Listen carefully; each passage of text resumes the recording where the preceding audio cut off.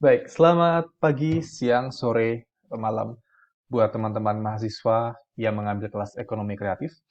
Kali ini kita akan mengikuti kelas secara asinkron dengan tema terkait industri kreatif pada negara-negara Asia dan juga negara-negara di Eropa. Nanti dalam pertemuan kita kali ini, saya akan membahas beberapa hal seperti Korean Wave, kemudian salah satu negara di ASEAN, yaitu adalah Filipina, dan juga mungkin kita akan sedikit membahas mengenai beberapa merek barang yang terkenal yang ada di Eropa. Nah, pertama-tama kita akan eh, belajar dulu mengenai hal-hal industri kreatif dan juga dampak industri kreatif di dunia itu seperti apa. Bagaimana dari tahun ke tahun progresnya seperti apa, kemudian juga bagaimana industri kreatif dibandingkan dengan industri yang lain. Nah, itu kita akan belajar di sini, kita akan membahasnya pada pertemuan kali ini. Langsung saja pada slide. Nah, mengapa kita perlu belajar ekonomi kreatif? Karena jika kita mengejar ketertinggalan kita dari Jerman dan Cina dalam hal teknologi, kita pasti akan kalah. Kita jauh akan kalah.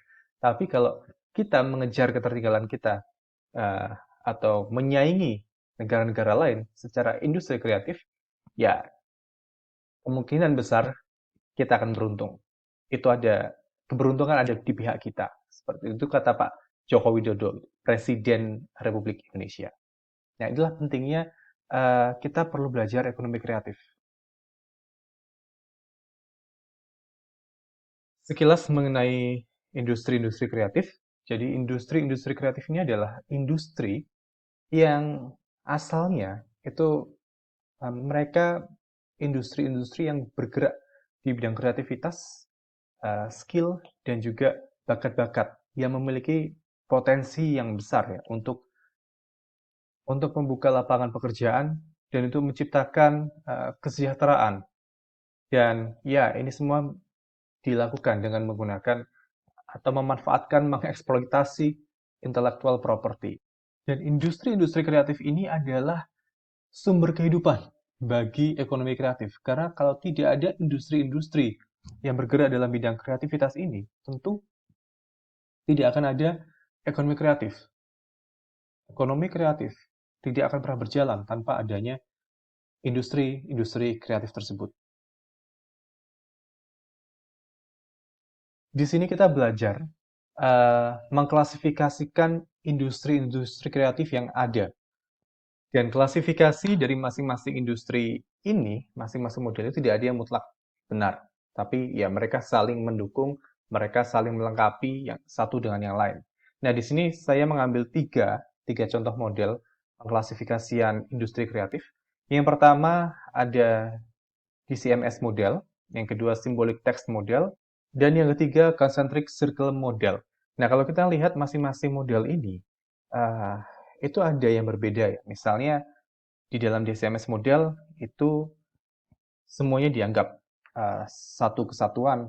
Kemudian kalau di symbolic text model itu ada tiga pembeda bagian-bagian mana yang masuk ke core cultural industries, kemudian dikategorikan lagi peripheral cultural industries, dan kemudian borderland cultural industries. Sementara yang ketiga kita lihat ada yang berbeda lagi.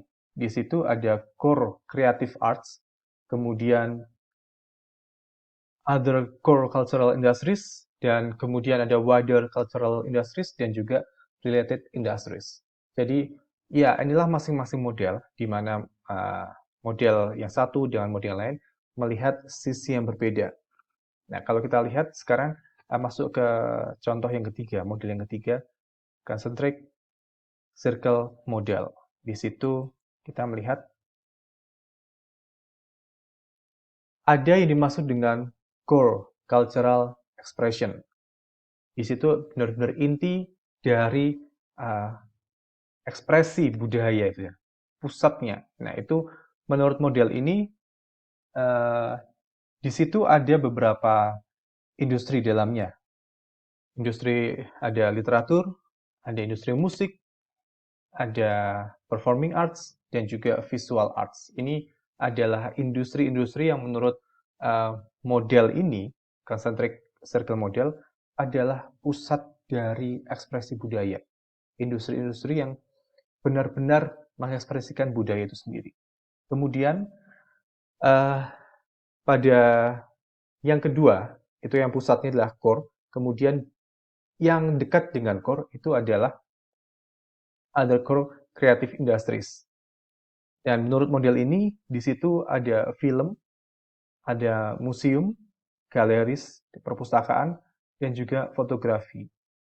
Industri-industri ini menurut concentric circle model merupakan industri-industri yang bukan core cultural expression, tapi adalah industri-industri yang sangat dekat dengan core cultural expression.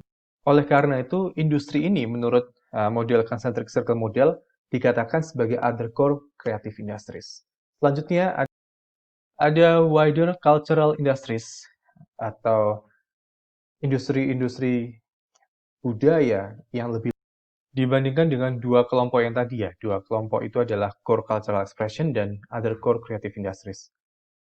Di sini, wider cultural industries ada heritage services, ada publishing and print media, televisi dan radio, sound recording, video and computer games.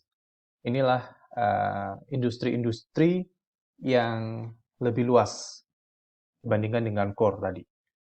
Kemudian ada juga related industries. Di situ adalah industri-industri yang terkait dengan industri budaya, advertising, architecture, desain, dan fashion.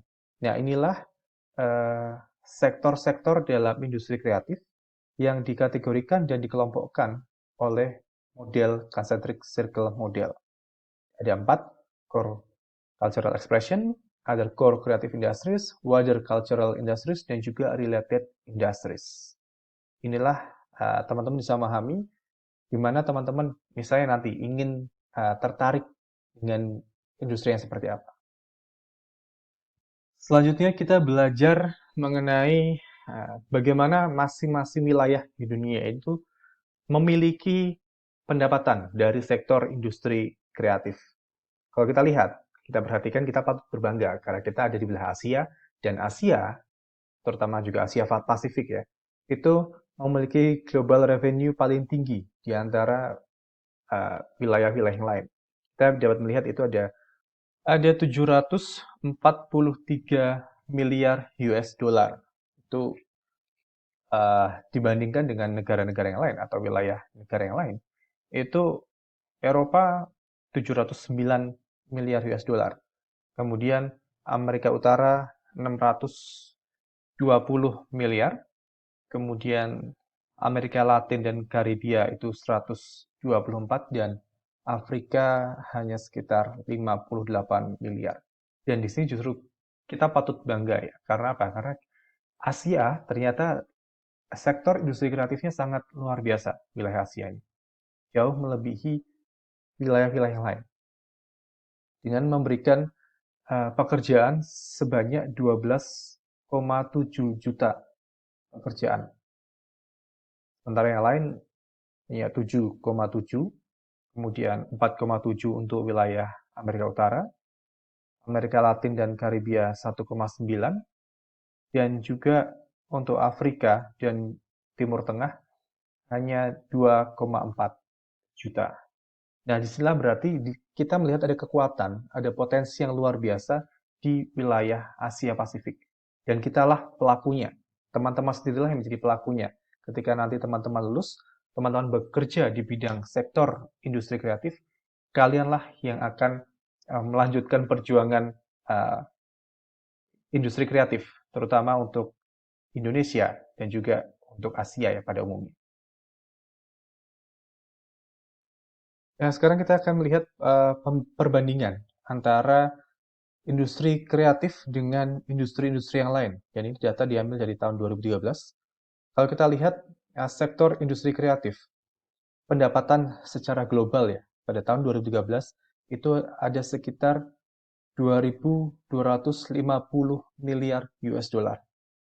Jika kita bandingkan dengan industri yang lain, contohnya adalah jasa layanan telekomunikasi, itu jasa layanan telekomunikasi pendapatannya hanya sekitar 1.570 miliar US dollar.